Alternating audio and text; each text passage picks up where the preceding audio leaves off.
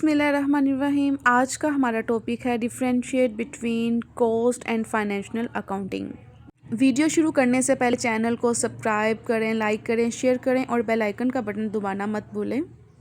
Previous lecture में मैं आपको बता चुकी व्हाट इज़ अकाउंटिंग, उसका थोड़ा सा ओवरव्यू बताती हूँ कि अकाउंटिंग क्या है। अकाउंटिंग एक आर्ट है, एक प्रोसेस है जिसमें हम अपनी तमाम डेली की ट्रांजैक्शंस को रिकॉर्ड करते हैं, देन उसके बाद क्लासीफाई करते हैं और फिर उसकी सिमिलैरिटीज़ देखते हुए उसको समराइज़ करते हैं और आखिर में हम क्या करते हैं, इंटरप्रेटिंग करते हैं। इंटरप्रेटिंग का मतलब होता है कि हम उसके नताइज को हज़ करते हैं कि हमारे बिज़नेस में कितना प्रॉफिट है, कितना लॉस है, हमारे बिज़नेस के में कितने एसेट्स हैं, कितनी लायबिलिटीज़, कैपिटल्स रह चुके हैं, वगैरह वगैरह।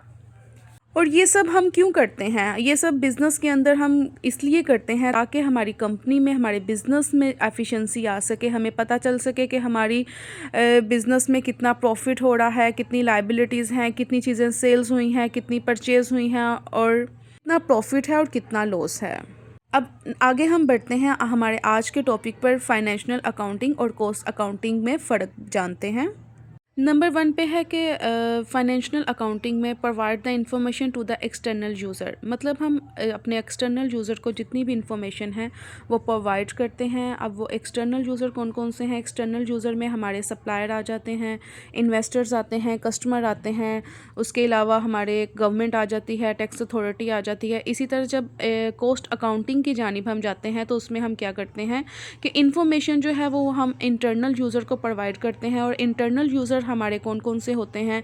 नंबर 1 पे मैनेजर्स हैं, हमारे ओनर्स हैं, शेयर होल्डर्स हैं, इन्वेस्टर हैं। इनको हम डाटा जो है वो कलेक्ट करके देते हैं और जितनी रिकॉर्डिंग हुई होती है उनको प्रोवाइड करते हैं।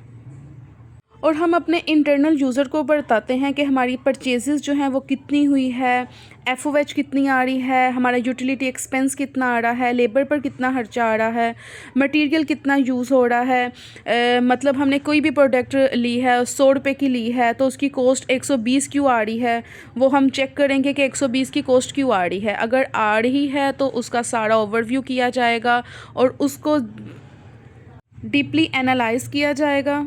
कॉस्ट को रिड्यूस करने के लिए तमाम जो है वो चेक एंड बैलेंस किया जाएगा। ये तमाम चीज़ें जो हैं वो हम अपनी कॉस्ट अकाउंटिंग में करते हैं और ये सारी इन्फॉर्मेशन जो है वो हमें अपने इंटरनल यूज़र को देना होती हैं।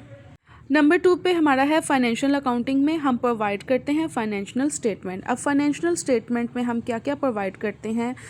फाइनेंशियल स्टेटमेंट में आ जाती है बैलेंस शीट, आती है इनकम स्टेटमेंट, आ जाती है कैश फ्लो स्टेटमेंट आ जाता है। बैलेंस शीट से पता चल जाता है कि कितनी लायबिलिटीज़ हैं, कितने एसेट्स हैं, कैश कहाँ से आ रहा है, कितना जा रहा है, कहाँ पे लग रहा है, हमारी प्रॉपर्टी कितनी है, कितने की सेल्स हुई हैं, कितने की परचेज़ हुई हैं और कितना प्रॉफिट है। Next point 2, cost accounting. Cost accounting में हम प्रोवाइड करते हैं special purpose statements and reports. मतलब इसमें हमारा पर्पस होता है कि हम स्टेटमेंट और रिपोर्ट्स को जो है वो प्रोवाइड करते हैं अपने इंटरनल यूज़र को कि हमने कितना बजट जो था वो एलोकेट किया और कितना यूज़ हुआ, इस पर कितनी कॉस्ट आई, कितने की प्रोड्यूस की गई चीज़ें और कितने की सेल हुई। हमारा थर्ड पॉइंट है फाइनेंशियल अकाउंटिंग में कि हम फाइनेंशियल स्टेटमेंट प्रिपरेशन ईयरली और हाफ ईयरली बेसिस, मतलब हम जितनी भी फाइनेंशियल स्टेटमेंट होती है ये हमारी ईयरली या 6 मंथ के बाद जो है वो प्रिपेयर की जाती हैं। जबकि कॉस्ट अकाउंटिंग में हमारी जितनी भी फाइनेंशियल स्टेटमेंट होती है वो वीकली या डेली बेस पर तैयार की जाती हैं। वो इसलिए की जाती हैं कि कंपनी के अंदर एफिशिएंसी आ सके और एफिशिएंसी आएगी तो हमारा ज़्यादा से ज़्यादा प्रॉफिट जो है वो अर्न होगा। और इसमें ये होता है कि फ्रॉड के जो जितने भी चांसेस होते हैं वो बहुत कम होते हैं एज़ कम्पेयर टू कि हम इसको ईयरली या हाफ ईयरली बेसिस पर बनाएं। लास्ट पे हमारा पॉइंट आता है कि फाइनेंशियल अकाउंटिंग में हम प्रोवाइड्स करते हैं financial data in the monetary term. मतलब इसमें जितनी भी पैसों से लेन देन होता है उसी से रिलेटेड हमारा डाटा होता है। जबकि कॉस्ट अकाउंटिंग में इससे बिल्कुल डिफरेंट है कि लाइक इसमें पैसों से भी होता है और नॉन मॉनेटरी टर्म्स भी आती हैं।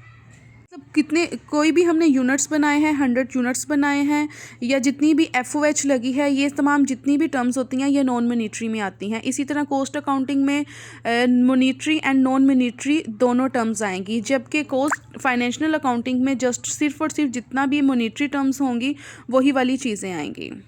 ये था फाइनेंशियल अकाउंटिंग और कॉस्ट अकाउंटिंग में डिफरेंस। इंशाल्लाह नेक्स्ट वीडियो के साथ मिलते हैं। Thanks for watching.